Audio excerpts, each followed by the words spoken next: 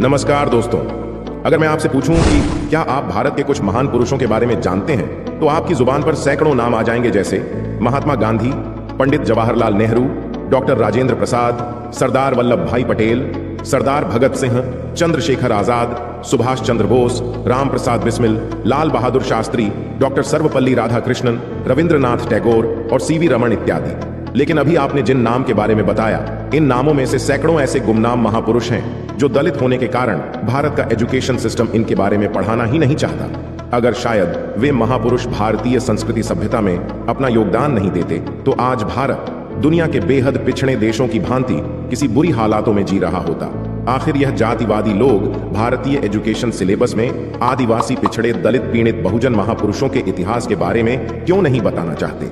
इसका सीधा सीधा उत्तर यही है, क्योंकि यह लोग हिंदुओं को जातियों में तोड़ कर रखना चाहते हैं, जिससे इन लोगों को अपने स्वर्णिम इतिहास के बारे में कभी भी पता ना चल पाए। जब उन लोगों को अपने इतिहास के बारे में पता लग जाएगा तो वे लोग अपने अधिकारों के लिए और इस असमानता को मिटाने के लिए तथा इस देश में ऊंच नीच की जंजीरों को तोड़ने के लिए संघर्ष करना प्रारंभ कर देंगे। आज की इस वीडियो में हम आपको 20 ऐसे महान प्रतापी दलित महापुरुषों के बारे में बताएंगे। यदि ये महापुरुष भारतीय संस्कृति सभ्यता में अपना योगदान नहीं देते तो आज भारत बेहद बुरे हालातों में जी रहा होता। ये वीडियो मेरे द्वारा की गई एक छोटी सी कोशिश है, जिससे इस देश के अंदर दलित पीड़ित समुदाय के महापुरुषों को समान सम्मान मिले। मैं चाहूंगा कि आप लोग मेरी इस कोशिश को सफल बनाएं और इस वीडियो को फुल सपोर्ट के साथ कम से कम 5 लोगों तक शेयर जरूर करें। तो चलिए जानते हैं ऐसे कौन से महापुरुष हैं जिनके नाम को दबाकर रखना भारत की एकता, समानता और अखंडता के लिए सबसे दुर्भाग्य की बात होगी। पहले नंबर पर आते हैं संत गाडगे बाबा। संत गाडगे बाबा दलित समाज से ही आते थे। संत गाडगे बाबा जी बाबा साहेब के अभिन्न मित्र, एक महान राष्ट्रीय संत जिन्होंने अंधविश्वास, पाखंडवाद, मूर्ति पूजा और ब्राह्मणवाद पर डटकर विरोध करते हुए अछूतों, दलितों को हर हाल में शिक्षा प्राप्त करने और स्वच्छता और पुरुषार्थ के लिए जीवन भर संघर्ष किया। 20वीं सदी के प्रारंभ में बहुजन समाज में जागृति फैलाने में संत गाडगे की महत्वपूर्ण भूमिका थी। संत गाडगे उस परंपरा के संत थे जो कबीर से लेकर रविदास, दादू, तुकाराम और चोखा मेला तक आती है। उन्होंने गांव मोहल्ले की साफ सफाई से लेकर धर्मशाला, तालाब, चिकित्सालय, अनाथालय, वृद्धाश्रम, कुष्ठ आश्रम, छात्रावास, विद्यालय आदि का निर्माण श्रमदान व लोगों से प्राप्त आर्थिक सहयोग से किया। वे श्रमजीवी साधु थे। संत गाडगे बाबा डॉक्टर आम्बेडकर के समकालीन थे और उम्र में आम्बेडकर से 15 वर्ष बड़े थे। यह वह समय था जब अछूत युवक सामाजिक विषमता के भयावह अंधकार में जीने पर मजबूर थे। संत गाडगे बाबा अपने कार्यों से उन प्रतिकूल परिस्थितियों में भी इतिहास का एक चमकदार अध्याय बन गए। संत गाडगे का जन्म 23 फरवरी 1876 को महाराष्ट्र के अमरावती जिले की तहसील अंजनगांव सुरजी के शेंगांव नामक ग्राम में एक गरीब अतिशूद्र दलित परिवार में हुआ था। उनकी माता का नाम सखुबाई और पिता का नाम झिंगराजी था। उनके घर का नाम देवीदास डेबूजी झिंगराजी जाणोकर था। डेबूजी हमेशा अपने साथ मिट्टी के मटके जैसा एक पात्र रखते थे। इसी में वे खाना खाते और पानी भी पीते थे। महाराष्ट्र में मटके के टुकड़े को गाड़गा कहते हैं। इसी कारण लोग उन्हें गाडगे महाराज तो कुछ लोग गाडगे बाबा कहने लगे और बाद में वे संत गाडगे के नाम से प्रसिद्ध हो गए। यद्यपि गाडगे बाबा का कोई राजनीतिक कार्यक्रम नहीं था, तथापि वे डॉक्टर आम्बेडकर के सभी कार्यक्रमों की सराहना करते थे, उन्हें प्रोत्साहित करते थे। संत गाडगे बाबा के सामाजिक शैक्षणिक उन्नति के कार्य बाबा साहब आम्बेडकर से अनुप्राणित थे, तो धर्म के क्षेत्र में अज्ञान, अंधविश्वास और पाखंड के खिलाफ उनका आंदोलन कबीर और चोखा मेला से प्रेरित था। गाडगे बाबा लोक सेवा और स्वच्छता के प्रतीक थे, जिन्होंने झाड़ू, श्रमदान और पुरुषार्थ को अपना हथियार बनाया। उनके कार्यों को लोगों ने सराहा और उनका अनुसरण किया। उन्होंने सामाजिक कार्य और जनसेवा को अपना धर्म बनाया। वे व्यर्थ के कर्मकांडों, मूर्ति पूजा व खोखली परंपराओं से दूर रहे। उनके अनुसार कर्म का सिद्धांत मनुवादियों द्वारा रचा गया षड्यंत्र था, जो लोगों को अकर्मण्य बनाता है व उन्हें आगे बढ़ने से रोकता है। जाति प्रथा और अस्पृश्यता को बाबा सबसे घृणित और अधर्म कहते थे। उन्होंने कहा कि ऐसी धारणाएं धर्म में ब्राह्मणवादियों ने अपनी स्वार्थ सिद्धि के लिए जोत दी हैं। ब्राह्मणवादी इन्हीं मिथ्या धारणाओं के बल पर आम जनता का शोषण करके अपना पेट भरते हैं। संत गाडगे ब्राह्मणवादियों के विरोधी थे, ब्राह्मणों के नहीं। उनके श्रमदान एवं सामाजिक कार्यों में ब्राह्मणों ने भी हिस्सा लिया था। अनेक उदारवादी ब्राह्मण बाबा के कार्यों की प्रशंसा करते थे। उनके अनुयायियों में सभी जातियों के लोग थे। उन्होंने लोगों से आह्वान किया कि वे अंधभक्ति व धार्मिक कुप्रथाओं से बचें। उनके भजन और उपदेश सामाजिक, आर्थिक, धार्मिक और व्यवहारिक जीवन के विशद और विविध अनुभवों से ओतप्रोत होते थे तथा वे जो भी कहते थे वह सहज बोधगम्य होता था। एक सामान्य सी सूचना पर हजारों लोग उन्हें सुनने के लिए उमड़ पड़ते थे। दूसरे नंबर पर आते हैं संत अछूतानंद जी। ये भी एक दलित समाज से आते थे। बहुजन समाज के एक महान समाज सुधारक और साहित्यकार स्वामी अछूतानंद जी का जन्म 1879 में चमार जाति में जिला मैनपुरी, उत्तर प्रदेश के सिरसागंज तहसील ग्राम उमरी में हुआ था। इनके बचपन का नाम हीरालाल था। स्वामी अछूतानंद जी के पिता 2 भाई थे और दोनों ही अंग्रेजी फौज में सैनिक थे, जिस वजह से उनको प्रारंभिक शिक्षा प्राप्त करने में ज्यादा परेशानी का सामना नहीं करना पड़ा और 14 वर्ष की आयु में उनका दुगारबाई नामक कन्या से विवाह करा दिया गया। स्वामी जी 20वीं सदी के प्रारंभ में कांग्रेस की राष्ट्रीय विचारधारा से प्रभावित हुए। फिर 1905 में आर्य समाजी सच्चिदानंद के संपर्क में आ गए और उनके शिष्य बनकर आर्य समाज का प्रचार प्रसार करने लगे। वहीं उनका नाम हीरालाल से स्वामी हरिहरानंद पड़ा। उन्हें अनुभव हुआ कि आर्य समाजियों का जातिपांति विरोध महज दिखावा है और ये लोग ब्राह्मणवाद से ग्रसित हैं। अंततः उन्होंने 1912 में आर्य समाज का त्याग कर दिया। आर्य समाज का त्याग करने के बाद स्वामी हरिहरानंद ने फिर अपना नाम बदलकर हरिहर कर लिया। अब वे हरिहर के नाम से लोगों को आर्य समाज के ढोंग के बारे में बताने लगे। आर्य समाजी उस समय स्वामी जी पर इतने बौखलाए हुए थे, जिसका अंदाजा इस बात से लगा सकते हैं कि जब 1922 में उन्होंने आदि हिंदू आंदोलन की स्थापना की थी, तो उन्होंने आगरा में जब यह आंदोलन चलाया तो आर्य समाजियों ने आर्य समाज से प्रभावित कुछ दलितों को ही आगे कर उन पर पथराव करवाया तथा उन्हें वहां आंदोलन नहीं चलाने दिया। स्वामी जी ने दिल्ली में 1922 के अखिल भारतीय अछूत सम्मेलन में शूद्रों अछूतों का आन करते हुए कहा था, आदि धर्मी शूद्र अछूत सवर्ण हिंदुओं, संपन्न मुसलमानों और शासनकर्ता अंग्रेजों के तिहरे गुलाम हैं। गांव में वो अस्पृश्यता और दास्ता के शिकार हैं, शहर में उन पर बेरोजगारी की मार है। उनकी अलग गंदी बस्तियां उनकी दयनीय सामाजिक आर्थिक स्थिति का ज्ञान कराती हैं, साथ ही हिंदू समाज के अनवरत शोषण का पता भी देती हैं, जिसकी ओर ब्रिटिश सरकार ने ध्यान ही नहीं दिया है। दलित तो मेहनतकश लोग हैं, लेकिन जाति प्रथा के कलंक और अस्पृश्यता के विष ने उन्हें दस रखा है। यह सब हिंदू समाज की मेहरबानी है, जिस पर अचरज है अभी तक अंग्रेज सरकार का पूरी तरह ध्यान ही नहीं गया है। उसके बाद स्वामी जी के 1928 में बंबई में आदि हिंदू आंदोलन के राष्ट्रीय अधिवेशन में डॉक्टर बाबा साहेब अंबेडकर और स्वामी अछूतानंद जी की पहली बार भेंट हुई थी। बाबा साहेब ने स्वामी जी को सामाजिक व राजनीतिक लड़ाई में सहयोग देने के लिए धन्यवाद भी दिया था। तीसरे नंबर पर आते हैं गुरु घासीदास जी। गुरु घासीदास जी मूल निवासी बहुजन समाज के एक स्तंभ तथा युग प्रवर्तक रहे हैं। गुरु घासीदास ने छत्तीसगढ़ में अपने राजनीतिक जीवन में भूमिहीन कृषकों, मजदूर लोगों को जो विषम परिस्थितियों व गहन संकट से जूझ रहे थे, अपने ज्ञान व चेतनामयी स्थिति से उन्हें जागृत करने का पुरजोर प्रयास किया। उनका एक साधारण परिवार में जन्म हुआ और उन्होंने असाधारण कार्य कर दिखाया। वे सतनामी पंथ के प्रवर्तक माने जाते हैं। सतनाम का अर्थ है सत्य की खोज करना। चेतनामय गुणों से युक्त व्यक्ति सतनामी कहलाता है। झूठ नहीं बोलना, हिंसा का त्याग, समानता का पालन, प्राणी मात्र पर क्षमा, दया करना और प्रेम करना, इन गुणों से युक्त व्यक्ति को सतनामी तथा प्राणी जगत में सुख, शांति एवं समृद्धि बनाए रखने वाली विचारधारा ही सतनाम है। गुरु घासीदास जी ने आजीवन समता मूलक समाज की स्थापना के लिए संघर्ष किया। छत्तीसगढ़ के लोगों के सामाजिक और आर्थिक उन्नति के यदि किसी महापुरुष का योगदान रहा है तो वो सामाजिक क्रांति के अग्रदूत, समता के संदेश वाहक एवं छत्तीसगढ़ के उद्धारक सद्गुरु गुरु घासीदास जी का है। गुरु घासीदास का जन्म 18 दिसंबर 1756 को छत्तीसगढ़ के रायपुर जिले में गिरौद नामक ग्राम में हुआ था। उनके पिता का नाम मनहगू दास तथा माता का नाम अमरौतिन था और उनकी धर्मपत्नी का सफुरा था। गुरुजी को ज्ञान की प्राप्ति छत्तीसगढ़ के रायगढ़ जिला के सारंगढ़ तहसील में बिलासपुर रोड में स्थित एक पेड़ के नीचे तपस्या करते वक्त प्राप्त हुआ माना जाता है, जहां आज गुरु घासीदास पुष्प वाटिका की स्थापना की गई है। सदगुरु घासीदास जी का जन्म ऐसे समय हुआ जब समाज में छुआछूत, ऊंच नीच, झूठ कपट का बोलबाला था। ऐसे समय में गुरु घासीदास ने सतनाम पंथ के माध्यम से जाति आधारित अत्याचार, छुआछूत और वर्ण व्यवस्था पर करारा प्रहार किया, जिससे सिर्फ दलित वर्ग ही नहीं अपितु आदिवासी और पिछड़े तबके का एक बद्धा हिस्सा सतनामी बनने से स्वयं को रोक नहीं पाया। यह इस क्षेत्र का सबसे बड़ा जाति उन्मूलन आंदोलन था, जिसने लोगों को सतनामी बनने के लिए प्रेरित किया एवं समाज में समाज को एकता, भाईचारे तथा समरसता का संदेश दिया। घासीदास जी ने समाज के लोगों को सात्विक जीवन जीने की प्रेरणा दी। चौथे नंबर पर आते हैं महान क्रांतिकारी तिलका मांझी। सन 1857 में मंगल पांडे की बंदूक से निकली गोली ने ब्रिटिश सरकार के खिलाफ विद्रोह का आगाज किया। इस विद्रोह को भारतीय स्वतंत्रता संग्राम का पहला विद्रोह माना जाता है और मंगल पांडे को प्रथम क्रांतिकारी। हालांकि 1857 की क्रांति से लगभग 80 साल पहले बिहार के जंगलों से अंग्रेजी हुकूमत के खिलाफ जंग छिड़ चुकी थी। इस जंग की चिंगारी फूंकी थी एक आदिवासी नायक तिलका मांझी ने, जो असल मायनों में भारतीय स्वतंत्रता संग्राम के पहले क्रांतिकारी थे। भारत के इतिहास में कई क्रांतियां हुई हैं, लेकिन इतिहासकारों द्वारा इतिहास को या तो दबाया गया या तोड़ मरोड़ कर पेश किया गया। लेकिन समय समय पर कई लेखकों और इतिहासकारों ने तिलका मांझी को प्रथम स्वतंत्रता सेनानी होने का सम्मान दिया है।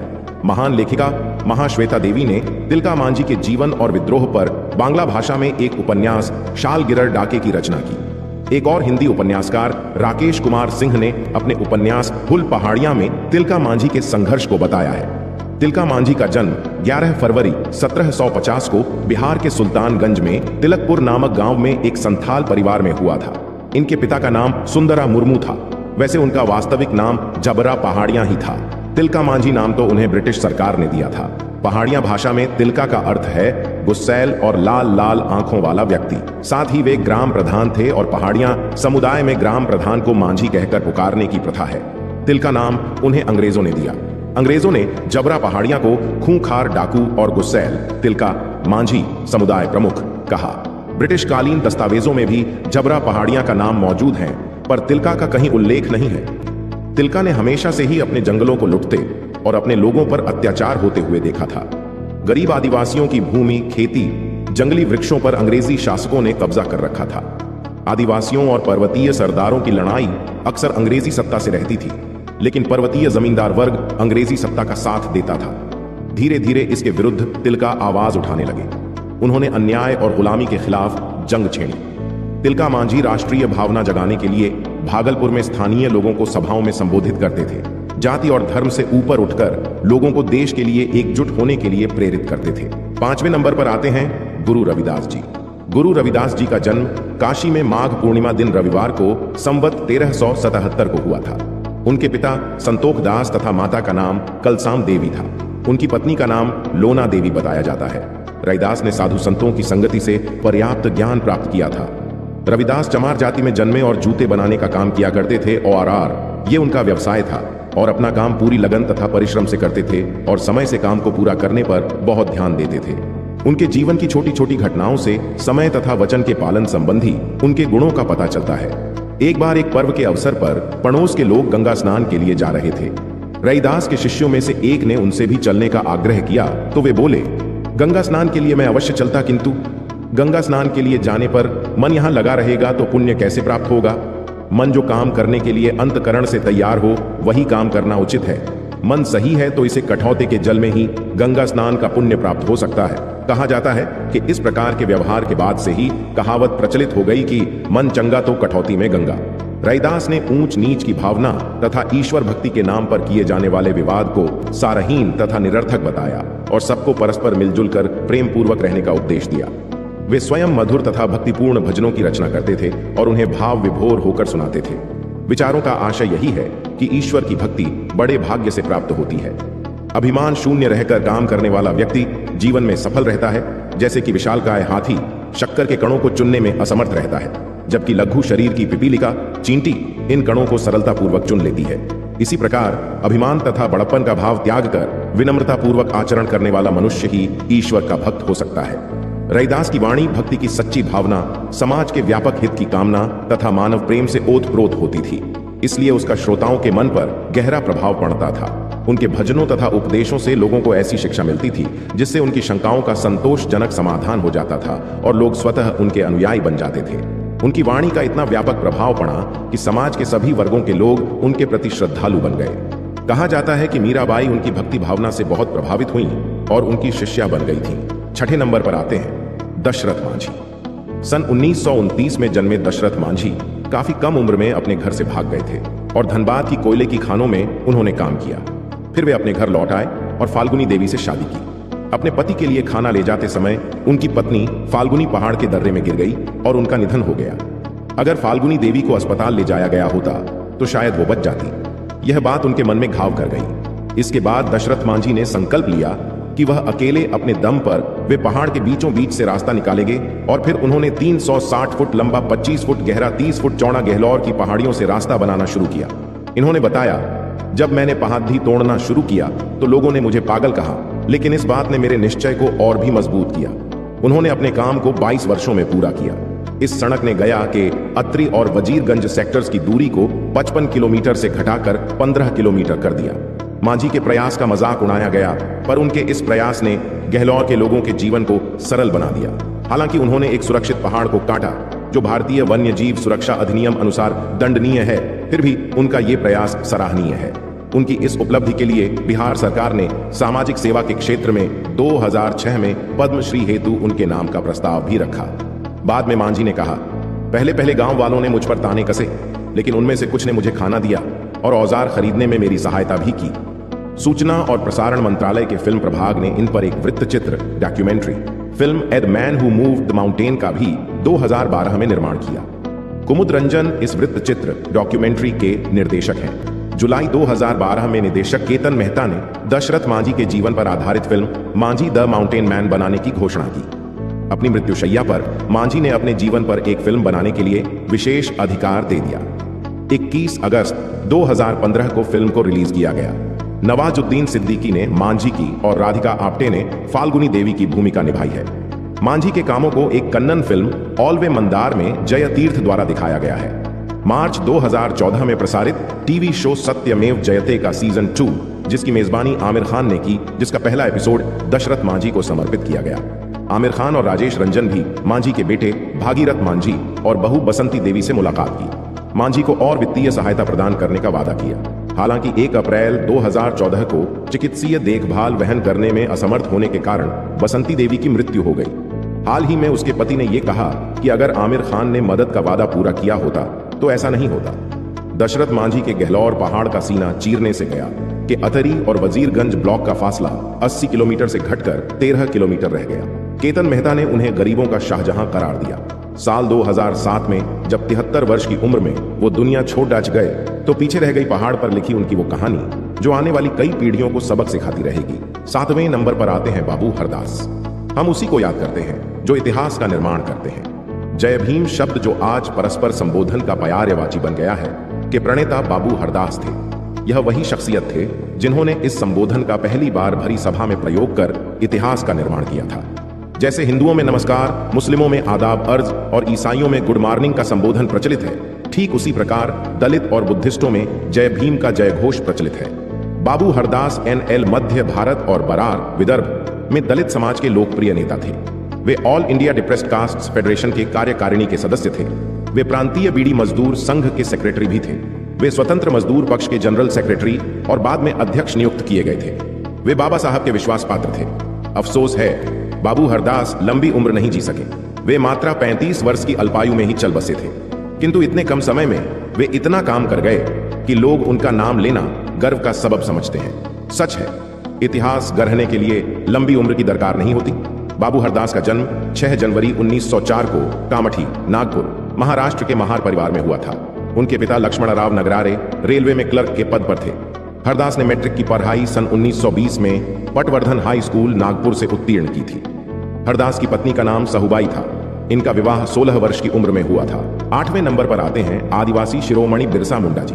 आदिवासी शिरोमणि बिरसा मुंडा का जन्म 15 नवंबर 1875 में लिहातू रांची, झारखंड में हुआ। तब यह अविभाजित बिहार में था। बिरसा के पिताजी का नाम सुगना मुंडा तथा माताजी का नाम करमी हाथू था। इनकी आदिवासियों में मुंडा जाति थी। उनकी प्रारंभिक शिक्षा सालगा गांव में हुई। आगे की स्कूली शिक्षा इंग्लिश मिडिल स्कूल चाईबासा में हुई। बिरसा मुंडा को अपनी भूमि संस्कृति से बहुत प्यार था। मुंडाओं व मुंडा सरदारों की भूमि छीने जाने का उन्हें बहुत दुख था। वे आदिवासियों के जल, जंगल और जमीन पर हक की वकालत करते थे। वे आदिवासियों के भूमि आंदोलन के समर्थक थे। मन में अंग्रेज सरकार के विरुद्ध विरोध था। बिरसा मुंडा ने अपने आदिवासी लोगों में सामाजिक, सांस्कृतिक तथा धार्मिक जागृति पैदा करने के संकल्प के साथ साथ राजनीतिक जागृति पैदा करने का संकल्प लिया। इसके लिए उन्होंने गांव-गांव में घूमकर अपने संकल्प तथा अपने उद्देश्य के बारे में लोगों का बताया। उन्होंने अबुआ दिशोमरे अबुआ राज अर्थात हमारे देश में हमारा शासन का बिगुल फूंक दिया। उन्होंने वनवासियों को संगठित किया और उन्हें अंग्रेजी शासन के खिलाफ संघर्ष के लिए तैयार किया। बिरसा मुंडा एक महान देशभक्त थे। उन्होंने भारतीय संस्कृति की रक्षा के लिए धर्मांतरण कराने वाली ईसाई मिशनरियों का विरोध किया। उनकी सरकार विरोधी गतिविधियों से अंग्रेज सरकार ने नाराज होकर उन्हें 1825 में गिरफ्तार कर लिया। उन पर मुकदमा चलाकर उन्हें 2 साल की सजा दे दी और उन्हें हजारीबाग केंद्रीय कारागार में डाल दिया। इसी समय अकाल पड़ा और अनेक आदिवासी लोग भूख गरीबी से पीड़ित हो गए।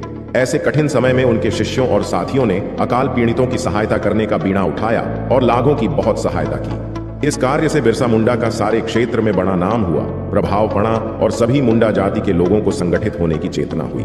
लोग उन्हें एक महापुरुष की तरह मानने लगे। लोग उन्हें धरती बाबा कहकर पुकारने लगे और उनकी पूजा करने लगे। सन 1897 से लेकर 1900 तक मुंडों और अंग्रेज सिपाहियों के बीच युद्ध चला। बिरसा मुंडा के नेतृत्व में मुंडा लोगों ने संगठित होकर अंग्रेजों का मुकाबला किया और उन्हें नाको चने चबा दिए। जनवरी 1900 में बिरसा मुंडा डोमबाड़ी नाम की पहाड़ी पर अपने लागों की विशाल जनसभा को संबोधित कर रहे थे। वहां अंग्रेजों व मुंडाओं के बीच भीषण संघर्ष हुआ। इस संघर्ष में बहुत से औरतें व बच्चों मारे गए। बिरसा मुंडा को भी अंग्रेज सरकार ने 3 फरवरी 1900 को चक्रधरपुर में पकड़ लिया और कैद में डाल दिया। 9 जून 1900 को इस महान क्रांतिकारी बिरसा मुंडा की रांची जेल में मौत हो गई। इस महान सेना नायक को शोषण व अन्याय के विरुद्ध सशस्त्र क्रांति का संचालन करने के लिए सदैव याद किया जाएगा। 9वें नंबर पर आते हैं महान क्रांतिकारी माता दीन भंगी जी। 1857 की क्रांति को घोषित तौर पर पहला स्वतंत्रता संग्राम का युद्ध माना जाता है।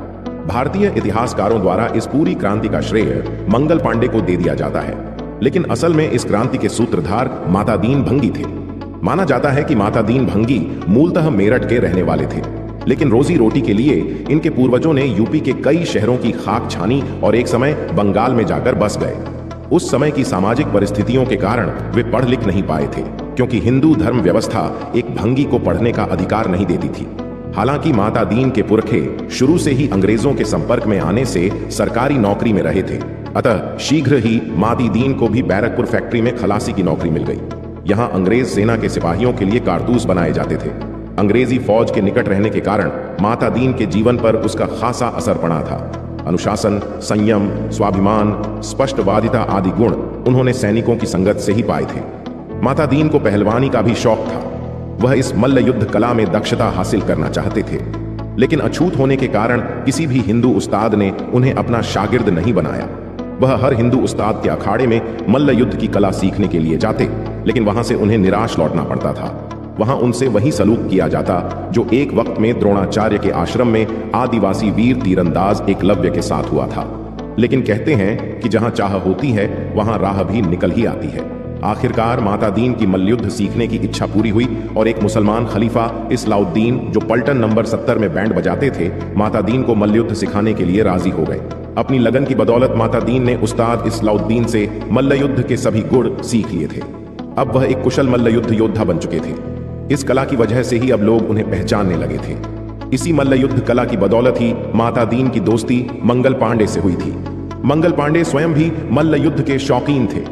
एक कुश्ती प्रतियोगिता में मंगल पांडे माता दीन का सुदृढ़ शरीर और कुश्ती का बेहतरीन प्रदर्शन देखकर गदगद हो गए। इस्लाउद्दीन के अखाड़े और माता दीन के नाम की वजह से मंगल पांडे ने उसकी छवि एक मुस्लिम पहलवान की बना ली थी। माता दीन को यह भनक लग चुकी थी कि मंगल पांडे उन्हें मुसलमान समझ रहा है, सो सीधी बात कहने के आदि माता दीन ने मंगल पांडे को अपनी जाति भी बता दी। इसके बाद माता दीन के प्रति मंगल पांडे का व्यवहार बदल गया था।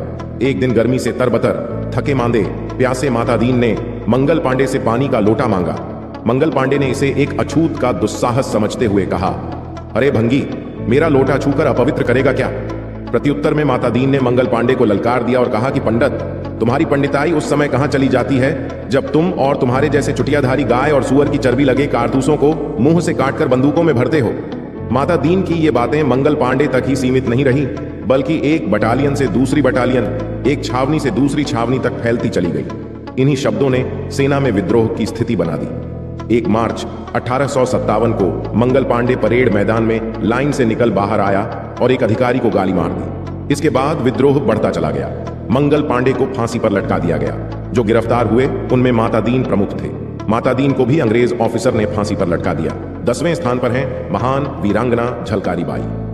झलकारी बाई का जन्म 20 नवंबर 1830 को झांसी के पास के भोजला गांव में एक निर्धन कोली परिवार में हुआ था। झलकारी बाई के पिता का नाम सदोवर सिंह और माता का नाम जमुना देवी था। जब झलकारी बाई बहुत छोटी थीं, तब उनकी मां की मृत्यु के हो गई थी और उसके पिता ने उन्हें एक लड़के की तरह पाला था। उन्हें घुड़सवारी और हथियारों का प्रयोग करने में प्रशिक्षित किया गया था। उन दिनों की सामाजिक परिस्थितियों के कारण उन्हें कोई औपचारिक शिक्षा तो प्राप्त नहीं हो पाई। लेकिन उन्होंने खुद को एक अच्छे योद्धा के रूप में विकसित किया था। झलकारी बचपन से ही बहुत साहसी और दृढ़ प्रतिज्ञा बालिका थी। झलकारी घर के काम के अलावा पशुओं का रखरखाव और जंगल से लकड़ी इकट्ठा करने का काम भी करती थी। एक बार जंगल में उसकी मुठभेड़ एक तेंदुए से हो गई थी और झलकारी ने अपनी कुल्हाड़ी से उस तेंदुआ को मार डाला था। एक अन्य अवसर पर जब डकैतों के एक गिरोह ने गांव के एक व्यवसायी पर हमला किया, तब झलकारी ने अपनी बहादुरी से उन्हें पीछे हटने को मजबूर कर दिया था। उसकी इस बहादुरी से खुश होकर गांव वालों ने उसका विवाह रानी लक्ष्मीबाई की सेना के एक सैनिक पूरन सिंह कोली से करवा दिया। पूरन भी बहुत बहादुर था और पूरी सेना उसकी बहादुरी का लोहा मानती थी। एक बार गौरी पूजा के अवसर पर झलकारी गांव की अन्य महिलाओं के साथ महारानी को सम्मान देने झांसी के किले में गईं। वहां रानी लक्ष्मीबाई उन्हें देखकर अवाक रह गई, क्योंकि झलकारी बिल्कुल रानी लक्ष्मीबाई की तरह दिखती थीं। दोनों के रूप में अलौकिक समानता थी। अन्य औरतों से झलकारी की बहादुरी के किस्से सुनकर रानी लक्ष्मीबाई बहुत प्रभावित हुई। रानी ने झलकारी को दुर्गा सेना में शामिल करने का आदेश दिया। झलकारी ने यहां अन्य महिलाओं के साथ बंदूक चलाना, तोप चलाना और तलवारबाजी की प्रशिक्षण लिया। यह वह समय था जब झांसी की सेना को किसी भी ब्रिटिश दुस्साहस का सामना करने के लिए मजबूत बनाया जा रहा था। लॉर्ड डलहौजी की राज्य हड़पने की नीति के चलते ब्रिटिशों ने निःसंतान लक्ष्मीबाई को उनका उत्तराधिकारी गोद लेने की अनुमति नहीं दी, क्योंकि वे ऐसा करके राज्य को अपने नियंत्रण में लाना चाहते थे। हालांकि ब्रिटिश की इस कार्रवाई के विरोध में रानी की सारी सेना, उसके सेना नायक और झांसी के लोग रानी के साथ लामबंद हो गए और उन्होंने आत्मसमर्पण करने के बजाय ब्रिटिशों के खिलाफ हथियार उठाने का संकल्प लिया। अप्रैल 1857 के दौरान लक्ष्मीबाई ने झांसी के किले के भीतर से अपनी सेना का नेतृत्व किया और ब्रिटिश और उनके स्थानीय सहयोगियों द्वारा किए कई हमलों को नाकाम कर दिया। रानी के सेना नायकों में से एक दूल्हे राव ने उसे धोखा दिया और किले का एक संरक्षित द्वार ब्रिटिश सेना के लिए खोल दिया।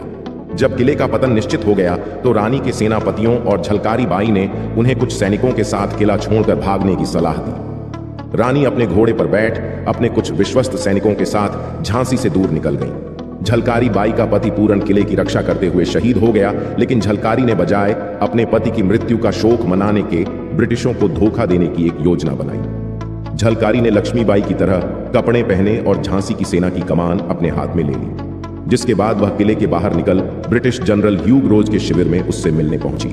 ब्रिटिश शिविर में पहुंचने पर उसने चिल्लाकर कहा कि वो जनरल ह्यूग रोज से मिलना चाहती है। रोज और उसके सैनिक प्रसन्न थे कि न सिर्फ उन्होंने झांसी पर कब्जा कर लिया है, बल्कि जीवित रानी भी उनके कब्जे में है। जनरल ह्यूग रोज, जो उसे रानी ही समझ रहा था, ने झलकारी बाई से पूछा कि उसके साथ क्या किया जाना चाहिए, तो उसने दृढ़ता के साथ कहा, मुझे फांसी दो। जनरल ह्यूग रोज झलकारी का साहस और उसकी नेतृत्व क्षमता से बहुत प्रभावित हुआ और झलकारी बाई को रिहा कर दिया गया। इसके विपरीत कुछ इतिहासकार मानते हैं कि झलकारी इस युद्ध के दौरान वीर गति को प्राप्त हुई। एक बुंदेलखंड किंवदंती है कि झलकारी के इस उत्तर से जनरल ह्यूग रोज दंग रह गया और उसने कहा कि यदि भारत की 1% महिलाएं भी उसके जैसी हो जाएं, तो ब्रिटिशों को जल्दी ही भारत छोड़ना होगा। 11वें नंबर पर आती है महान वीरांगना ऊदा देवी पासी। ऊदा देवी पासी एक भारतीय स्वतंत्रता सेनानी थीं, जिन्होंने 1857 के प्रथम भारतीय स्वतंत्रता संग्राम के दौरान भारतीय सिपाहियों की ओर से युद्ध में भाग लिया था। ये अवध के छठे नवाब वाजिद अली शाह के महिला दस्ते की सदस्य थीं। इस विद्रोह के समय हुई लखनऊ की घेराबंदी के समय लगभग 2000 भारतीय सिपाहियों के शरण स्थल सिकंदर बाग पर ब्रिटिश फौजों द्वारा चढ़ाई की गई थी और 16 नवंबर 1857 को बाग में शरण लिए इन 2000 भारतीय सिपाहियों का ब्रिटिश फौजों द्वारा संहार कर दिया गया था। ऊदा देवी पासी के पति श्री मक्का पासी नवाब वाजिद अली शाह की सेना के एक सैनिक थे। वाजिद अली शाह दौरे वली अहदी में परी खाना की स्थापना के कारण लगातार विवाद का कारण बने रहे। फरवरी 1847 में नवाब बनने के बाद अपनी संगीत प्रियता और भोग विलास आदि के कारण बार बार ब्रिटिश रेजिडेंट द्वारा चेताए जाते रहे। उन्होंने बड़ी मात्रा में अपनी सेना में सैनिकों की भर्ती की, जिसमें लखनऊ के सभी वर्गों के गरीब लोगों को नौकरी पाने का अच्छा अवसर मिला। ऊदा देवी पासी के पति भी काफी साहसी पराक्रमी थे। इनकी सेना में भर्ती हुए। वाजिद अली शाह ने इमारतों, बाघों, संगीत, नृत्य व अन्य कला माध्यमों की तरह अपनी सेना को भी बहुरंगी विविधता तथा आकर्षक वैभव दिया। उन्होंने अपनी पलटनों को तिरछा रिसाला, गुलाबी, दाऊदी, अब्बासी, जाफरी जैसे फूलों के नाम दिए और फूलों के रंग के अनुरूप ही उस पलटन की वर्दी का रंग निर्धारित किया। परी से महल बनी उनकी मुनहलगी बेगम सिकंदर महल को खातून दस्ते का रिसालदार बनाया गया। स्पष्ट है, वाजिद अली शाह ने अपनी कुछ बेगमों को सैनिक योग्यता भी दिलाई थी। उन्होंने बली अहदी के समय में अपने तथा परियों की रक्षा के उद्देश्य से 30 फुर्तीली स्त्रियों का एक सुरक्षा दस्ता भी बनाया था, जिसे अपेक्षानुरूप सैनिक प्रशिक्षण भी दिया गया। संभव है ऊदा देवी पहले इसी दस्ते की सदस्य रही हों, क्योंकि बादशाह बनने के बाद नवाब ने इस दस्ते को भंग करके बाकायदा स्त्री पलटन खड़ी की थी। इस पलटन की वर्दी काली रखी गई थी। ऊदा देवी 16 नवंबर 1857 को 36 अंग्रेज सैनिकों को मौत के घाट उतारकर वीरगति को प्राप्त हुई थी। ब्रिटिश सैनिकों ने उन्हें जब वो पेड़ से उतर रही थीं, तब गोली मार दी थी। उसके बाद जब ब्रिटिश लोगों ने जब बाग में प्रवेश किया तो उन्होंने ऊदा देवी पासी का पूरा शरीर गोलियों से छलनी कर दिया। इस लड़ाई का स्मरण कराती ऊदा देवी पासी की एक मूर्ति सिकंदर बाग परिसर में कुछ ही वर्ष पूर्व स्थापित की गई है। 12वें नंबर पर आते हैं महान क्रांतिकारी चेतराम जाटव जी। चेतराम जाटव एक स्वतंत्रता सेनानी थे, जिनका जन्म 19 जुलाई 1827 को हुआ था। उन्होंने 1857 के भारतीय विद्रोह में भाग लिया और 26 मई 1857 को उत्तर पश्चिमी प्रांतों के एटा जिले के सौरो क्षेत्र में विद्रोह में शामिल हुए। वह पटियाला के महाराजा की सेवा में एक सैनिक थे। एक अवसर पर पटियाला के महाराजा ने एक आदमी को अपनी पीठ पर शेर लाद कर ले जाते हुए देखा और पूछताछ करने पर उन्हें पता चला कि शेर को उस आदमी ने बिना किसी हथियार का इस्तेमाल किए मार दिया था। पटियाला के महाराजा प्रभावित हुए और उन्होंने उस आदमी को अपनी सेना में शामिल होने के लिए कहा। वह आदमी कोई और नहीं बल्कि चेतराम जाटव थे। जब चेतराम जाटव ने अंग्रेजों को लोगों को परेशान करते देखा तो उसने जवाबी कार्रवाई की और चेतराम जाटव को बहुजन समाज पार्टी ने दलित वीरता के प्रतीक के रूप में अपनाया है। वे बहुत साहसी थे और हमेशा हिंसा के बजाय अहिंसा को प्राथमिकता देते थे। वे स्वतंत्र विचारों वाले और दयालु व्यक्ति थे। ईमानदारी, करुणा और दृढ़ संकल्प उनके कुछ गुण थे। वे हम सभी के लिए एक महान प्रेरणा है। 13वें नंबर पर आते हैं महान क्रांतिकारी वीरा पासी। 1857 के क्रांतिकारी वीरा पासी का जन्म भीरा गोविंदपुर तहसील डलमऊ जिला रायबरेली में हुआ था। अमर शहीद वीरा पासी एक और सेनापति थे, जिन्हें कथा में एक बहादुर योद्धा के रूप में याद किया जाता है। वह उत्तर प्रदेश के रायबरेली में मुरार मऊ के राजा बेनी माधव सिंह के सेनापति थे। राजा बेनी माधव सिंह को विद्रोह में भाग लेने के लिए गिरफ्तार किया गया था। एक रात सी वीरा पासी ने जेल में प्रवेश किया और राजा को भागने में मदद की और अपने साथ राजा बेनी माधव को लेकर आए। बीच में बनेला तालाब होने के कारण, यह गांव के ही होने के कारण तालाब से परिचित थे, तो अपने घोड़े से पार करके चले आए। यह देखकर अंग्रेज वापस लौट गए। यह ब्रिटिश प्रशासन का एक बड़ा अपमान था और वीरा का सामना करने की ब्रिटिश सरकार में इतनी ताकत नहीं थी और वीरा पासी के नाम से भारत से इंग्लैंड तक के अंग्रेज डरते थे। उन्होंने वीरा पासी को मृत या जिंदा पकड़ने का फैसला किया और वीरा पासी पर 50,000 रुपए का इनाम रखा। हालांकि वे उसे पकड़ने में असमर्थ थे। अंग्रेजों ने किसी पर 5 रुपए का भी नाम नहीं रखा था, लेकिन वीरा पासी पर 50,000 का इनाम रखा था, क्योंकि वीरा पासी का सामना करने की ताकत अंग्रेजों में नहीं थी। 14वें नंबर पर आते हैं बांके चमार। बांके का जन्म उत्तर प्रदेश के जौनपुर जनपद के मछली शहर के कुंवरपुर गांव में एक चमार परिवार में हुआ था। अंग्रेजों ने उनके सिर पर 50,000 का इनाम रखा था, जिसके चलते उन्हें पकड़ लिया गया और 18 दिसंबर 1857 को फांसी दे दी गई। 15वें नंबर पर आते हैं क्रांतिवीर भंगी गंगू मेहतर। गंगू मेहतर को कई नामों से पुकारा जाता है। भंगी जाति के होने से गंगू मेहतर, पहलवानी का शौक होने से गंगू पहलवान, सती चौरा गांव में इनका पहलवानी का अखाड़ा था। कुश्ती के दांव पेच एक मुस्लिम उस्ताद से सीखने के कारण गंगू दीन और लोग इन्हें श्रद्धा प्रकट करने के लिए गंगू बाबा कहकर भी पुकारते हैं। गंगू मेहतर के पुरखे जिले कानपुर के अकबरपुरा गांव के रहने वाले थे। उच्च वर्णों की बेगार, शोषण और अमानवीय व्यवहार से दुखी होकर इनके पुरखे कानपुर शहर के चुन्नीगंज इलाके में आकर रहने लगे थे। कानपुर में जन्मे गाहादर के जाबांज गंगादीन मेहतर, जिन्हें गंगू बाबा के नाम से भी जाना जाता है। गंगू बाबा एक उच्च कोटि के पहलवान भी थे। वह 1857 में अंग्रेजों के विरुद्ध सती चौरा के करीब वीरता से लड़े। 1857 की लड़ाई में इन्होंने 200 अंग्रेजों को मौत के घाट उतारा था और 200 अंग्रेजों की मौत के कारण अंग्रेजी सरकार बहुत सहम सी गई थी। अंग्रेजी कुत्तों ने गंगू मेहतर जी को गिरफ्तार करने का आदेश दे दिया और अंग्रेज कुत्ते की तरह इनके पीछे लग गए और वीर गंगू मेहतर जी अंग्रेजों से घोड़े पर सवार होकर वीरता से लड़ते रहे। अंत में गिरफ्तार कर लिए गए। जब वे गिरफ्तार हुए, उनको हथकड़ियां और पैरों में बेड़ियां पहनाकर जेल की काल कोठरी में रखा गया था और कड़ा पहरा लगा दिया गया था। उसके बाद कानपुर में इन्हें बीच चौराहा पर 8 सितंबर 1859 में फांसी दे दी गई। लेकिन दुर्भाग्यवश भारत के इतिहास में इनका नामो निशान नहीं है। ये नाम जातिवाद के कारण इतिहास के पन्नों में कहीं सिमट सा गया है। अंतिम सांस तक अंग्रेजों को ललकारते रहे, भारत की माटी में हमारे पूर्वजों का खून व कुर्बानी की गंध है, एक दिन यह मुल्क आजाद होगा। शहीद शिरोमणि गंगू मेहतर जी, ऐसा कहकर उन्होंने आने वाली पीढ़ियों को क्रांति का संदेश दिया और देश के लिए शहीद हो गए। कानपुर के चुन्नीगंज में इनकी प्रतिमा लगाई गई है। वहां इनकी स्मृति में हर वर्ष मेला लगता है और लोग श्रद्धा सुमन अर्पित करते हैं। 16वें नंबर पर आते हैं परम पूज्य बाबा साहेब डॉक्टर भीमराव अंबेडकर। अंबेडकर का जन्म 14 अप्रैल 1891 को ब्रिटिश भारत के मध्य भारत प्रांत में स्थित महू नगर सैन्य छावनी में हुआ था। वे रामजी मालोजी सकपाल और भीमाबाई की 14वीं व अंतिम संतान थे। उनका परिवार कबीर पंथ को मानने वाला मराठी मूल का था और वो वर्तमान महाराष्ट्र के रत्नागिरी जिले में आमबड़वे गांव के निवासी थे। वे हिंदू महार जाति से संबंध रखते थे, जो तब अछूत कही जाती थी, और इस कारण उन्हें सामाजिक और आर्थिक रूप से गहरा भेदभाव सहन करना पड़ता था। भीमराव अंबेडकर के पूर्वज लंबे समय से ब्रिटिश ईस्ट इंडिया कंपनी की सेना में कार्यरत रहे थे और उनके पिता रामजी सकपाल भारतीय सेना की महू छावनी में सेवारत थे तथा यहां काम करते हुए वे सूबेदार के पद तक पहुंचे थे। उन्होंने मराठी और अंग्रेजी में औपचारिक शिक्षा प्राप्त की थी। अपनी जाति के कारण बालक भीम को सामाजिक प्रतिरोध का सामना करना पड़ रहा था। विद्यालयी पढ़ाई में सक्षम होने के बावजूद छात्र भीमराव को छुआछूत के कारण अनेक प्रकार की कठिनाइयों का सामना करना पड़ता था।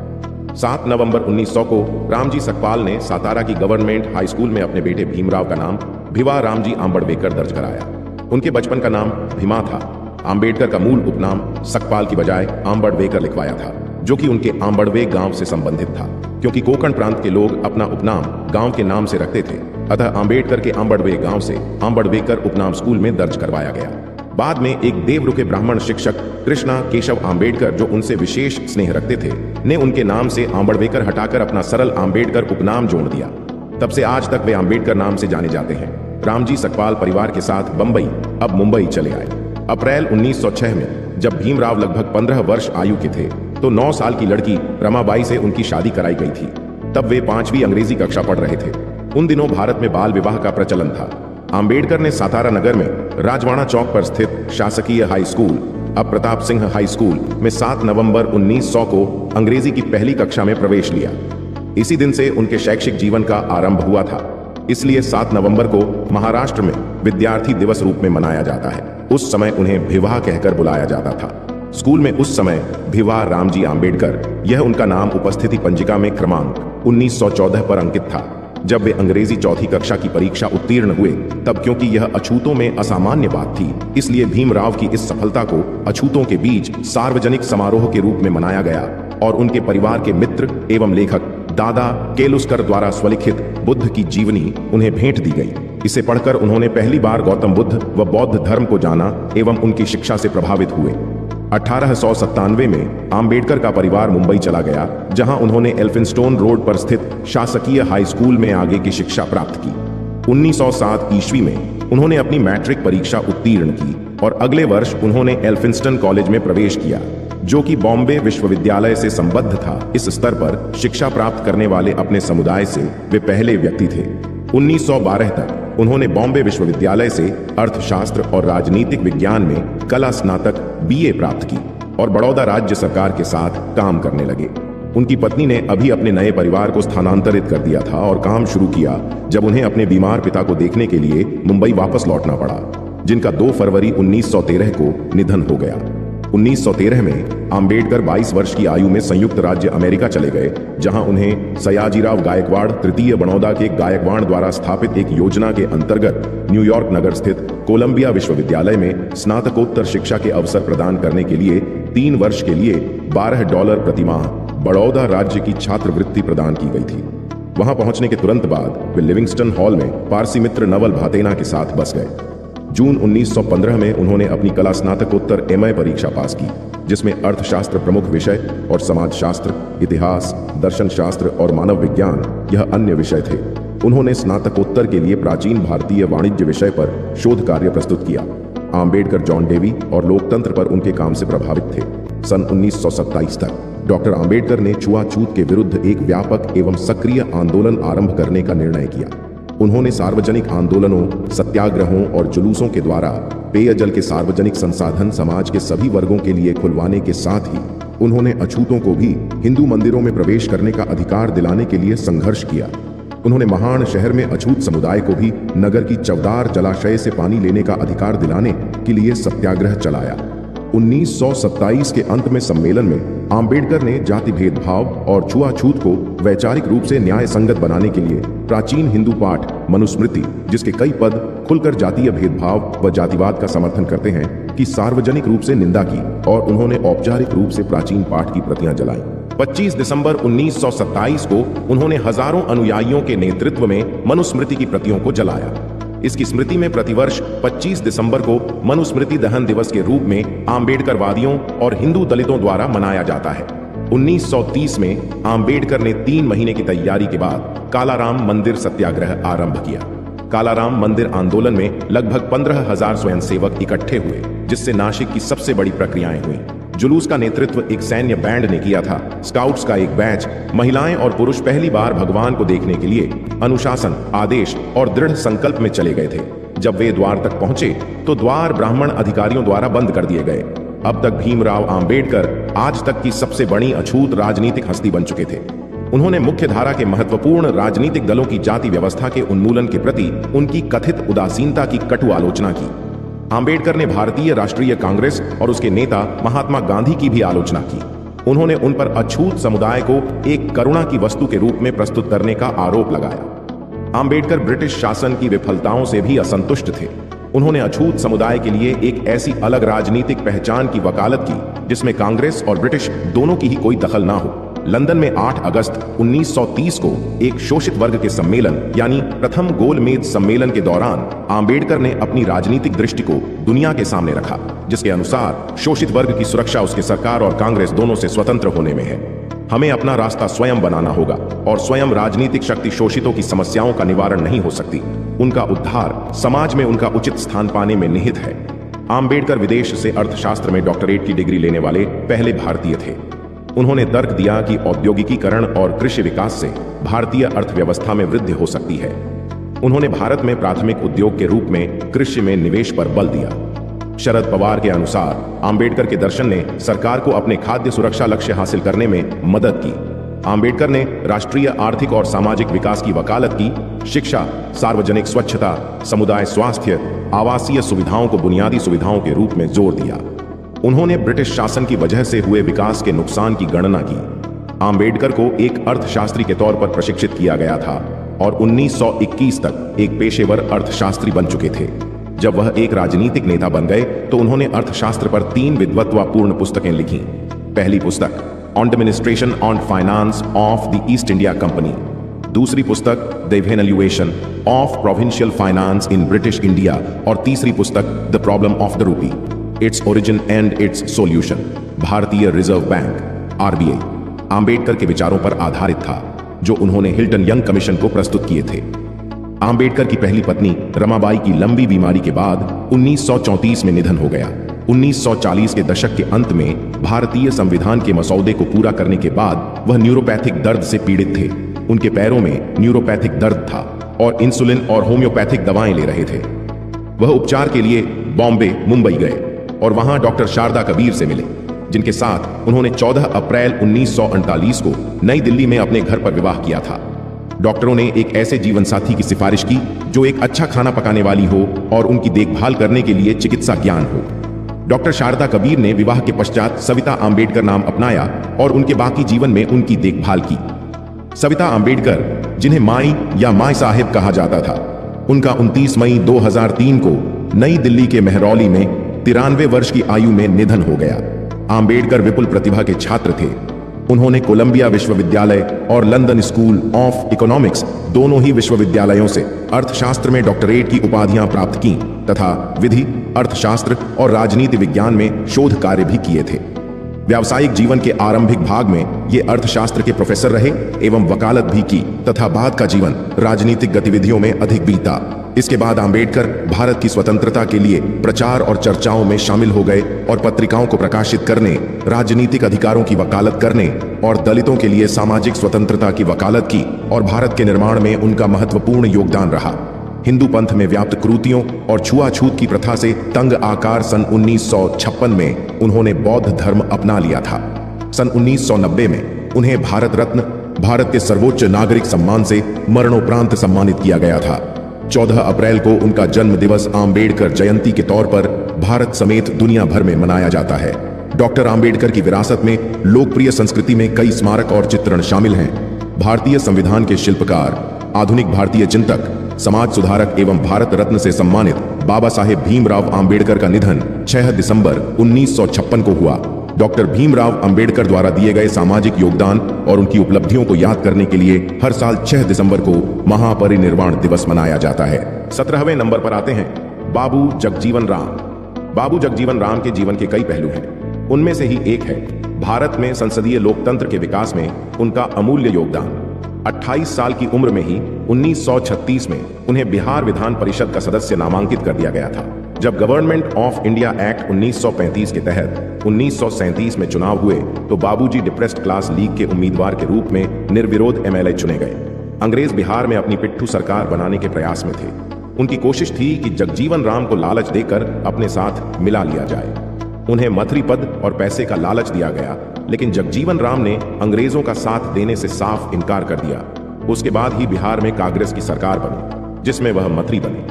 साल भर के अंदर ही अंग्रेजों के गैर जिम्मेदार रुख के कारण महात्मा गांधी की सलाह पर कांग्रेस सरकारों ने इस्तीफा दे दिया। बाबूजी इस काम में सबसे आगे थे। पद का लालच उन्हें छू तक नहीं गया था। बाद में वह महात्मा गांधी के सविनय अवज्ञा आंदोलन में जेल गए। जब मुंबई में 9 अगस्त 1942 को महात्मा गांधी ने भारत छोड़ो आंदोलन की शुरुआत की तो जगजीवन राम वहीं थे।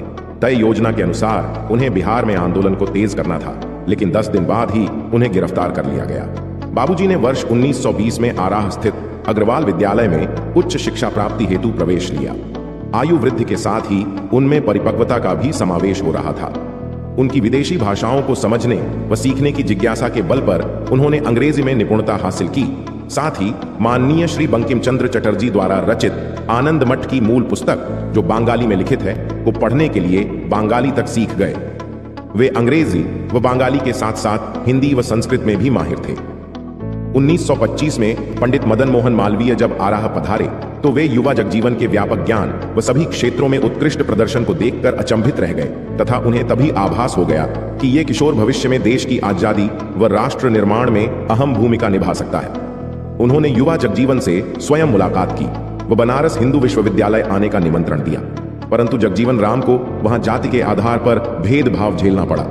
क्रांतिकारी स्वभाव के जगजीवन ने इसका खुलकर विरोध किया और वे सफल भी हुए।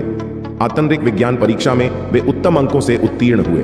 वह वर्ष 1931 में कलकत्ता विश्वविद्यालय से विज्ञान स्नातक में उच्चतम अंकों से उत्तीर्ण हुए। बाबू जगजीवन राम के राजनीतिक जीवन का आगाज कलकत्ता से ही हुआ। कलकत्ता आने के 6 महीनों के भीतर ही उन्होंने विशाल मजदूर रैली का आयोजन किया, जिसमें भारी तादाद में लोगों ने हिस्सा लिया। इस रैली से नेताजी सुभाष चंद्र बोस जैसे महान स्वतंत्रता सेनानी को भी बाबूजी की कार्यक्षमता व नेतृत्व क्षमता का आभास हो गया। इस काल के दौरान बाबूजी ने वीर चंद्रशेखर आजाद तथा सिद्धहस्त लेखक मनमथनाथ गुप्त जैसे विख्यात स्वतंत्रता विचारकों के साथ काम किया। वर्ष 1934 में जब संपूर्ण बिहार भूकंप की तबाही से पीड़ित था, तब बाबूजी ने बिहार की मदद व राहत कार्य के लिए अपने कदम बढ़ाए। बिहार में ही पहली बार उनकी मुलाकात उस काल के सबसे महत्वपूर्ण, प्रभावशाली व अहिंसावादी स्वतंत्रता सेनानी माननीय श्री मोहनदास करमचंद गांधी अर्थात महात्मा गांधी से हुई। महात्मा गांधी ने बाबू जगजीवन राम के राजनीतिक जीवन में एक बहुत अहम भूमिका निभाई, क्योंकि बाबूजी यह जानते थे कि पूरे भारतवर्ष में केवल एक ही स्वतंत्रता सेनानी ऐसा था जो स्वतंत्रता व पिछड़े वर्गों के विकास दोनों के लिए लड़ रहा था, और वे थे गांधी जी। अन्य सभी सेनानी दोनों में से किसी एक का चुनाव करते थे। जब अंग्रेज अब फूट डालो राज करो नीति अपनाते हुए दलितों को सामूहिक धर्म परिवर्तन करने पर मजबूर कर रहे थे, तब बाबूजी ने इस अन्यायपूर्ण कर्म को रोका। इस घटनाक्रम के पश्चात बाबूजी दलितों के सर्वमान्य राष्ट्रीय नेता के रूप में जाने गए। वह गांधी जी के विश्वसनीय एवं प्रिय पात्र बने। वह भारतीय राष्ट्रीय राजनीति की मुख्य धारा में प्रवेश कर गए। अपने विद्यार्थी जीवन में बाबूजी ने वर्ष 1934 में कलकत्ता के विभिन्न जिलों में संत रविदास जयंती मनाने के लिए अखिल भारतीय रविदास महासभा का गठन किया। उन्होंने 2 अन्य संस्थानों का गठन किया। पहला खेतिहर मजदूर सभा, दूसरा भारतीय दलित वर्ग संघ। वर्ष 1935 में बाबू जगजीवन राम ने डॉक्टर बीरबल की सुपुत्री इंद्राणी देवी से विवाह किया। डॉक्टर बीरबल कानपुर के एक प्रख्यात चिकित्सक थे। वहीं इंद्राणी देवी बाबू जगजीवन राम के विचारों से अति प्रभावित थीं। इस विवाहित जोड़े ने कुछ वर्षों के पश्चात एक पुत्र को जन्म दिया, जिसका नाम सुरेश रखा गया। व एक पुत्री जिसका नाम रखा गया मीरा। 18वें नंबर पर आते हैं doctor KR. Narayanan. KR. Narayanan का जन्म 27 अक्टूबर 1920 को केरल के एक छोटे से गांव पेरुमथौनम, उझावूर, त्रावणकोर में हुआ था। नारायणन की सर्वोच्च पद तक की उल्लेखनीय यात्रा इसी गांव से शुरू हुई। वे एक भारतीय राजनेता, राजनयिक, शिक्षाविद और राजनीतिज्ञ थे, जिन्होंने 1992 से 1997 तक 9वें उपराष्ट्रपति, 1997 से 2002 तक भारत के 10वें राष्ट्रपति का पदभार संभाला था। उनका परिवार पारवण जाति से था, जिसका मूल काम नारियल तोड़ना था, जिसे पारंपरिक रूप से अछूत माना जाता था। नारायण के पिता कोचेरिल रमण जाने माने आयुर्वेदाचार्य थे। के.आर. नारायणन समेत उनके 7 बच्चे थे। नारायण की बद्धी बहन गौरी भी होम्योपैथ की जानकार थी। छोटे भाई भास्करण पेशे से टीचर थे। परिवार की आर्थिक स्थिति ठीक नहीं थी। इसके बावजूद पिता शिक्षा के महत्व को बखूबी समझते थे। उन्होंने नारायणन का एडमिशन अपने घर से लगभग 8 किलोमीटर दूर स्थित एक मिशनरी स्कूल में करवा दिया। स्कूल जाने के लिए यह दूरी वे हर दिन पैदल ही तय करते थे। नारायणन ने 1937 में सेंट मेरी हाई स्कूल से मैट्रिक की परीक्षा पास की। वह एक बेहद प्रतिभाशाली छात्र थे। पढ़ाई के प्रति उनकी लगन और श्रद्धा को देखते हुए उन्हें कॉलेज जाने के लिए त्रावणकोर के शाही परिवार ने छात्रवृत्ति दी थी। उन्होंने कोट्टायम के CMS कॉलेज से इंटरमीडिएट की पढ़ाई पूरी की। नारायणन ने अपनी शैक्षणिक प्रतिभा से अंग्रेजी साहित्य में ऑनर्स की डिग्री हासिल की। इस अकादमिक सफलता ने उन्हें लंदन के प्रतिष्ठित विश्वविद्यालय में स्कॉलरशिप समर्थित अध्ययन का मार्ग प्रशस्त किया। इसके बाद लंदन स्कूल ऑफ इकोनॉमिक्स में आगे की शिक्षा प्राप्त की, जहां उन्होंने राजनीति विज्ञान में विशेषज्ञता हासिल की। लंदन में उन्होंने हेरोल्ड लास्की के अधीन रहकर राजनीति विज्ञान का अध्ययन किया। 1947 में जब फर्स्ट क्लास में उन्होंने मास्टर्स किया तो उस समय ऐसा करने वाले नारायणन पहले दलित छात्र थे। इससे पहले किसी भी दलित छात्र ने यह उपलब्धि हासिल नहीं की थी। नारायण की बड़ी बहन गौरी कहती है कि नारायणन बचपन में जातिगत उत्पीड़न से बच गए थे, लेकिन त्रावणकोर यूनिवर्सिटी से ग्रेजुएशन करने के बाद उन्हें पहली बार जातिगत भेदभाव का सामना करना पड़ा था। नारायणन ने नौकरी के लिए तत्कालीन दीवान CP रामास्वामी अय्यर से मिलने गए थे। अय्यर ने क्रोधित होकर कहा कि क्या एक परवन दलित जाति को रेशम का मुंडू पहनना चाहिए। उन्होंने नारायण को सिरे से खारिज कर दिया। इससे नारायणन पूरी तरह से निराश हो गए थे। इसके बाद वह दिल्ली आ गए। उन्होंने दिल्ली आने के बाद 1944 से 1945 तक द हिंदू और टाइम्स आइन ऑफ इंडिया में पत्रकार के रूप में काम किया। के.आर. नारायणन विदेश जाकर पढ़ाई करना चाहते थे। उस समय स्कॉलरशिप की वैसी व्यवस्था नहीं थी। ऐसे में उन्होंने टाटा ग्रुप के मुखिया JRD टाटा को चिट्ठी लिखकर मदद मांगी। टाटा ने उनकी मदद की। इस तरह से वे लंदन स्कूल ऑफ इकोनॉमिक्स में पढ़ाई कर सके। यहां उन्होंने पॉलिटिकल साइंस की पढ़ाई की। उन्होंने BSSC इकोनॉमिक ऑनर्स की भी डिग्री हासिल की। वो भारतीय पद्धति के आयुर्वेदाचार्य भी रहे। पूर्व राष्ट्रपति के.आर. नारायणन की वास्तविक जन्मतिथि विवादों के घेरे में रही, लेकिन उनके चाचा को उनकी वास्तविक जन्मतिथि नहीं पता थी और उन्होंने स्कूल रिकॉर्ड में 27 अक्टूबर 1920 लिखवा दिया था। हालांकि इसके बाद में नारायणन ने इसे आधिकारिक ही रहने दिया। श्री के.आर. नारायणन का निधन 9 नवंबर 2005 को army research and referral hospital नई दिल्ली में हुआ। 19वें स्थान पर हैं जाईबाई चौधरी। वह 1800 का दौर था जब महिलाओं के लिए पढ़ना एक बहुत बड़ा विशेषाधिकार था, एक संघर्ष था। यह विशेषाधिकार भी केवल उच्च वर्ग और जाति की औरतों तक ही सीमित था। जातिवादी पितृसत्तात्मक समाज में दलित महिलाओं के संघर्ष उससे भी ज्यादा थे। जाईबाई चौधरी वह नाम है जिन्होंने उस समय न केवल खुद शिक्षा हासिल की, बल्कि अन्य लोगों तक भी उसकी पहुंच बनाई। जाईबाई चौधरी दलित आंदोलन की एक क्रांतिकारी नेता थी।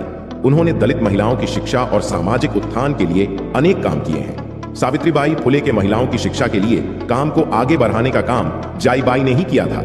दलित इतिहास में जाईबाई चौधरी वह शख्सियत हैं जिन्होंने अपना पूरा जीवन समाज के उत्थान के लिए लगा दिया। इतिहास में जाईबाई चौधरी को कई भूमिकाओं में याद किया जा सकता है। वह एक समाज सुधारक, आंदोलकारी, शिक्षिका और प्रधानाचार्य थी। जाईबाई चौधरी का जन्म 2 मई 1892 में नागपुर, महाराष्ट्र से 15 किलोमीटर दूर उमरेड में हुआ था। जाईबाई महार समुदाय से थी। साल 1895 में अकाल पड़ने के कारण जीवन और काम के संकट को दूर करने के लिए उनका परिवार रोजगार के लिए नागपुर आकर बस गया। तमाम मुसीबतों के बीच जाईबाई ने अपनी प्राथमिक शिक्षा पूरी की।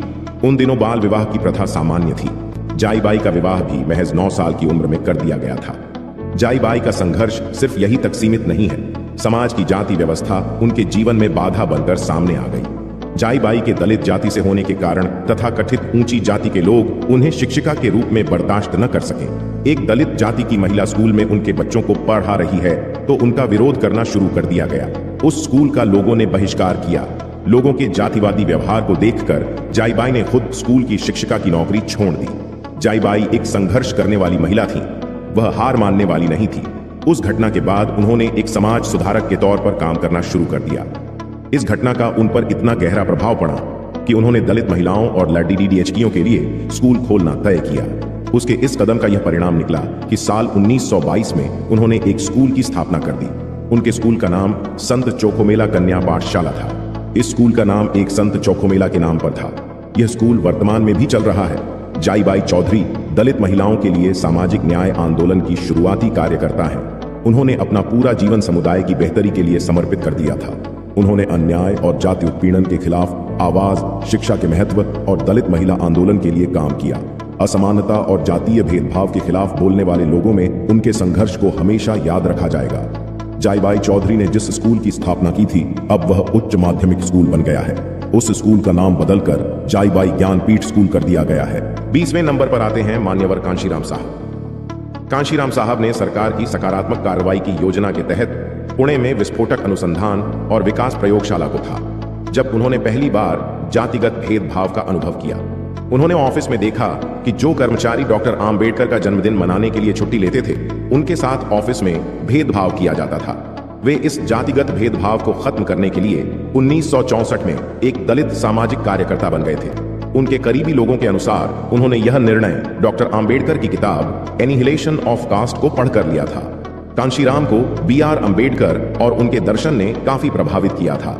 कांशीराम साहब ने शुरू में रिपब्लिकन पार्टी ऑफ इंडिया का समर्थन किया था, लेकिन भारतीय राष्ट्रीय कांग्रेस के साथ जुड़े रहने के कारण उनका भंग हो गया था। इसका कारण उन्होंने 1971 में Akhil Bharatiya SC, ST, OBC और अल्पसंख्यक कर्मचारी संघ की स्थापना की, जो कि बाद में चलकर 1978 में बामसेफ बन गया था। बामसेफ एक ऐसा संगठन था जिसका उद्देश्य अनुसूचित जातियों, अनुसूचित जनजातियों, अन्य वर्गों और अल्पसंख्यकों के शिक्षित सदस्यों को अम्बेडकरवादी सिद्धांतों का समर्थन करने के लिए राजी करना था। बामसेफ न तो एक राजनीतिक और न ही एक धार्मिक संस्था थी और इसका अपने उद्देश्य के लिए आंदोलन करने का भी कोई उद्देश्य नहीं था। सूर्यकांत वाघमोर कहते हैं, इस संगठन ने दलित समाज के उस संपन्न तबके को इकट्ठा करने का काम किया जो कि ज्यादातर शहरी क्षेत्रों, छोटे शहरों में रहता था और सरकारी नए कार्यों में काम करता था, साथ ही अपने अपने अछूत भाई बहनों से भी किसी तरह के संपर्क में नहीं था। इसके बाद कांशीराम साहब ने 1981 में एक और सामाजिक संगठन बनाया जिसे दलित शोषित समाज संघर्ष समिति DS4 के नाम से जाना जाता है। उन्होंने दलित वोट को इकट्ठा करने की अपनी कोशिश शुरू की और 1984 में उन्होंने बहुजन समाज पार्टी बसपा की स्थापना की। उन्होंने अपना पहला चुनाव 1984 में छत्तीसगढ़ की जांजगीर चांपा सीट से लड़ा था। BSP को उत्तर प्रदेश में सफलता मिली। शुरू में दलितों और अन्य पिछड़े वर्गों के बीच विभाजन को पाटने के लिए संघर्ष किया, लेकिन बाद में मायावती के नेतृत्व में इस खाई को पाटा गया। सन 1982 में उन्होंने अपनी पुस्तक द चमचा युग लिखी, जिसमें उन्होंने जगजीवन राम और रामविलास पासवान और रामदास अठावले जैसे दलित नेताओं का वर्णन करने के लिए चमचा शब्द का इस्तेमाल किया था। उन्होंने तर्क दिया कि दलितों को अन्य दलों के साथ काम करके अपनी विचारधारा से समझौता करने के बजाय अपने स्वयं समाज के विकास को बढ़ावा देने के लिए राजनीतिक रूप से काम करना चाहिए। BSP के गठन के बाद कांशीराम ने कहा कि उनकी बहुजन समाज पार्टी पहला चुनाव हारने के लिए, दूसरा चुनाव नजर में आने ले लिए और तीसरा चुनाव जीतने के लिए लड़ेगी। 1988 में उन्होंने भावी प्रधानमंत्री VP सिंह के खिलाफ इलाहाबाद सीट से चुनाव लड़ा और प्रभावशाली प्रदर्शन किया, लेकिन 70,000 वोटों से हार गए। वह 1989 में पूर्वी दिल्ली लोकसभा निर्वाचन क्षेत्र से लोकसभा चुनाव लड़े और चौथे स्थान पर रहे। सन 1991 में कांशीराम और मुलायम सिंह ने गठबंधन किया और कांशीराम ने इटावा से चुनाव लड़ने का फैसला किया। कांशीराम ने अपने निकटतम भाजपा प्रतिद्वंद्वी को 20,000 मतों से हराया और पहली बार लोकसभा में प्रवेश किया। इसके बाद कांशीराम ने 1995 में होशियारपुर से 11वीं लोकसभा का चुनाव जीता और दूसरी बार लोकसभा पहुंचे। अपने खराब स्वास्थ्य के कारण उन्होंने 2001 में सार्वजनिक रूप से मायावती को अपना उत्तराधिकारी घोषित किया था। दोस्तों, अगर आपको हमारी यह वीडियो पसंद आई हो तो हमारी कोशिश को सफल बनाएं और वीडियो को फुल सपोर्ट के साथ कम से कम 5 लोगों तक शेयर करना ना भूलें। मैं हूं आपका दोस्त उमाशंकर गौतम। मिलता हूं किसी अन्य वीडियो में एक और नॉलेजेबल जानकारी के साथ। तब तक के लिए आप अपना ख्याल रखिए।